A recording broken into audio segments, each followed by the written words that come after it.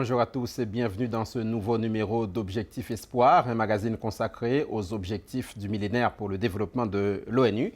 Cette semaine, nous nous intéressons à l'objectif numéro 3. Il vise à promouvoir, rappelez-vous, l'égalité des sexes et l'autonomisation des femmes. Nous nous rendons dans la région Amhara en Éthiopie. Elle présente l'un des taux les plus élevés de mariage précoce du pays. 80% des filles de moins de 18 ans sont mariées. La grande majorité vit maritalement dès l'âge de 12 ans. Des mariages précoces qui, bien évidemment, ont des conséquences directes sur l'éducation des femmes. Dans ces communautés pauvres, une fois mariées, les fillettes doivent quitter l'école pour assumer les tâches ménagères. Mais heureusement, les choses sont en train de changer. Voyez le reportage de Stéphanie Briand et de Ryan Indy. En plein cœur de la province de l'Amhara, dans le nord de l'Éthiopie, ce groupe de jeunes femmes se prépare à assister à une réunion. Toutes ont un point commun. Elles ont été mariées jeunes, très jeunes. Dans cette région, c'est une tradition. 50% des filles de 15 ans sont mariées. Au centre, Hana, une sorte de professeur de vie. La fidélité, vous savez ce que c'est? Oui, un homme ou une femme. Est-ce qu'on peut avoir une relation avec quelqu'un que l'on ne connaît pas? Non. Quand les gens viennent de se rencontrer, est-ce que cela suffit de faire un seul test de dépistage du sida? Non. Combien faut-il en faire? 3. Si on a le sida, que faut-il faire? Si on a le sida, il ne faut pas partager son rasoir. Il faut prévenir les gens.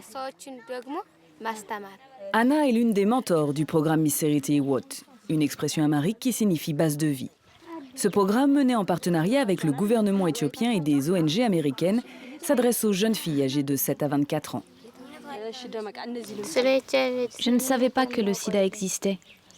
Aujourd'hui, j'ai appris comment se transmet la maladie et comment s'en protéger. Anna est comme une sœur pour toutes ses filles. Non seulement elle est une enfant du pays, mais elle partage la même histoire que ses élèves. Elle est une des leurs. Hana n'a que 21 ans, mais comptabilise déjà 12 années de mariage.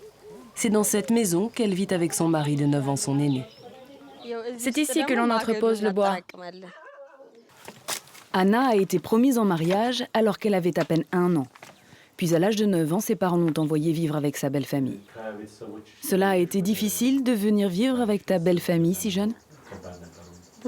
Oui, très difficile. Car c'était ma belle famille, pas ma famille.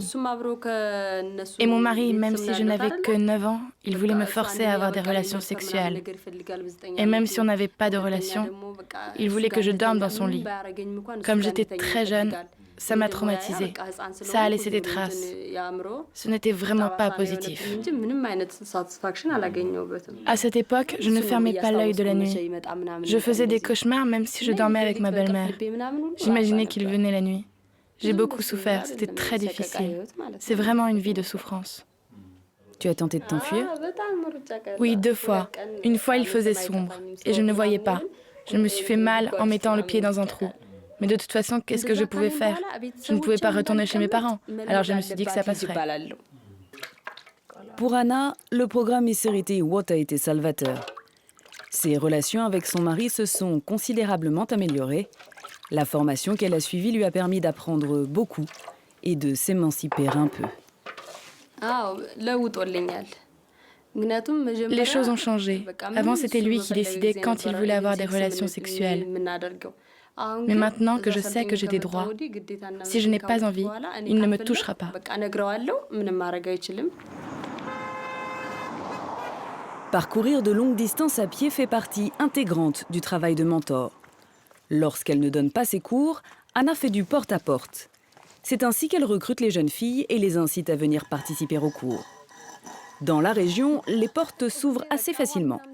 Anna a su gagner la confiance des familles. C'est d'ailleurs pour ses qualités de contact qu'elle a été recrutée par le Kébélé de son village, l'équivalent de nos mairies.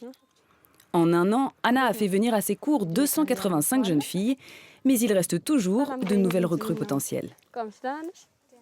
Asseyons-nous. Cette jeune fille de 14 ans est une nouvelle venue dans la région. Elle vient de rejoindre son mari. Tu es mariée? Oui, je suis mariée. Je m'occupe d'un programme qui permet aux femmes de se réunir et de discuter entre elles. C'est tous les dimanches. Tu es partante? Oui. Je vais lui expliquer et surtout lui apprendre comment ne pas tomber enceinte, car à son âge, c'est dangereux. Elle risquerait d'avoir la fistule si elle accouchait. Je vais lui parler du planning familial. Reste à présent à convaincre la belle-mère de la jeune fille. Votre belle-fille est volontaire pour venir au cours. Je viens vous demander votre autorisation. Vous êtes d'accord? Je suis d'accord. Et pour s'assurer que la fillette viendra bel et bien, Anna fait une petite mise au point avec la belle-mère. Si jamais elle doit faire la cuisine à l'heure de la réunion du programme, comment feras-tu pour l'aider et lui permettre d'y aller? Je le ferai à sa place. Oui, c'est très bien. Alors tu vas y aller? Oui, Ça fait donc une nouvelle recrue de gagnée. oui. Pendant 3 mois, la jeune fille viendra donc au cours d'Anna une fois par semaine. Au début, c'était difficile de les convaincre, mais une fois qu'elles intègrent le programme, elles sont ravies. Tinak suit les cours d'Anna depuis quelques semaines. Cette jeune fille de 16 ans vit avec son mari depuis 6 ans et elle est déjà maman d'un petit garçon. Sa grossesse s'est très mal passée. Elle est restée alitée pendant près de 9 mois. À quel âge as-tu eu ton premier enfant? 15 ans. Tu penses que c'était trop jeune? Oui, même le médecin était triste pour moi et m'a dit que c'était trop jeune. Aujourd'hui, Tinak a repris des forces, mais son bébé souffre de la malaria. Sa grossesse a été un tel calvaire qu'elle ne veut pas avoir d'autres enfants. Avant, on ne contrôlait pas la grossesse. Et maintenant que Anna nous a expliqué qu'on pouvait le faire, je fais des piqûres de contraception. Elle nous a aussi appris l'hygiène et à être propre. En quelques années, Tinak est devenue une épouse modèle. Dans la région, cela signifie surtout une femme soumise. Dans les campagnes, ce sont les hommes qui font la loi, et ils n'ont aucun respect pour leurs femmes.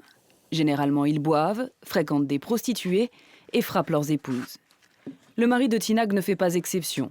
Mais depuis peu, il semble prendre conscience de l'ignominie de son comportement, car désormais les maris ont aussi droit à leur cours et leur mentor. Avant, je buvais beaucoup. Je sortais la nuit, mais avec le programme, j'ai appris que c'était mal.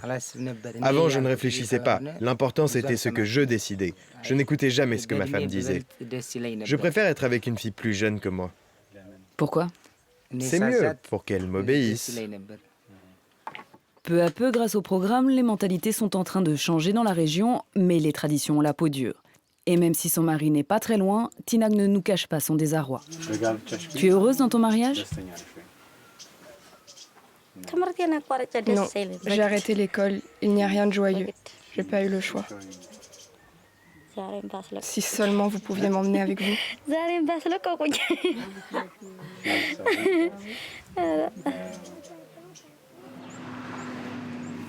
Anna, elle, n'a jamais voulu renoncer à l'école. Elle a dû se battre physiquement avec son mari pour pouvoir continuer à aller en classe. Elle l'a même fait emprisonner quelques jours parce qu'il l'en empêchait. Bonjour, ça va? Bien, merci.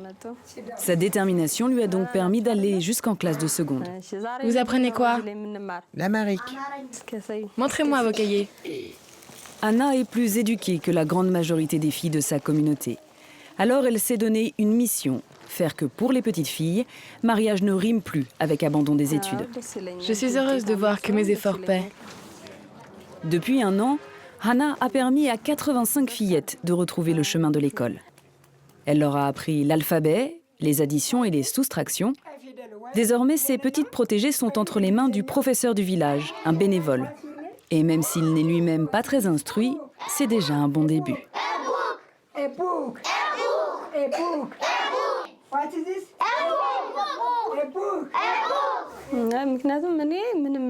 Avant, pour moi, il n'y avait personne. Mais maintenant, ça existe. Je suis là pour elles, pour les guider, pour leur dire ce qui est bon et ce qui est mauvais pour elles. Aymamot, viens au tableau. Grâce à cette ténacité, Hannah a instillé des espoirs dans la tête de certaines de ses petites élèves, Inscris la lettre manquante. comme Haymamot, qui rêve de devenir docteur. Hannah connaît bien la famille de la petite Haymamot. Elle a beaucoup insisté auprès de ses parents pour qu'ils autorisent leur fille à aller à l'école. Dans cette région où 75% des femmes sont illettrées, Il est souvent difficile de faire comprendre aux parents que les fillettes sont mieux sur les bancs de l'école qu'à la maison. D'autant plus quand les familles sont très pauvres, comme la famille de Hamamot. Nous, on ne connaît pas l'utilité de l'école, alors on pense que le mieux pour une fille, c'est d'être mariée comme moi. Mais Anna nous a convaincus. Au début, on était contre, mais maintenant on est d'accord. Anna a apporté des cahiers et ma fille a commencé à étudier avec elle. On est d'accord pour qu'elle apprenne à écrire et à lire, mais Anna doit s'occuper de tout. Elle doit se débrouiller pour lui fournir ses cahiers et les vêtements. Mais bon, maintenant qu'elle les a, elle peut continuer à aller à l'école. Quand est-elle censée rejoindre son mari? Maintenant, normalement. Et quel âge a-t-elle? Elle a 10 ans. Mais alors qu'est-ce qu'elle fait encore là? Maintenant, il n'est plus question qu'elle y aille. Elle doit tenter sa chance à l'école avec Anna. Elle doit tenter sa chance. Et est-ce que vous pourriez annuler le mariage? Oui, si les parents le décident. Le mariage peut être annulé. La petite fille peut retrouver sa liberté. Et toi, tu es heureuse? Tu préfères être mariée ou aller à l'école? Aller à l'école. Hannah a rempli son contrat. Elle a réussi à faire participer toute sa communauté au programme. À présent, d'autres jeunes filles comme elle seront formées au travail de mentor dans les régions voisines. En Éthiopie, déjà 100 000 jeunes filles mariées ont bénéficié du programme Miserite Iwot. Et c'est la fin de ce numéro d'Objectif Espoir. Merci à ceux qui l'ont préparé. Merci à vous de l'avoir suivi. Rendez-vous la semaine prochaine pour un autre grand reportage.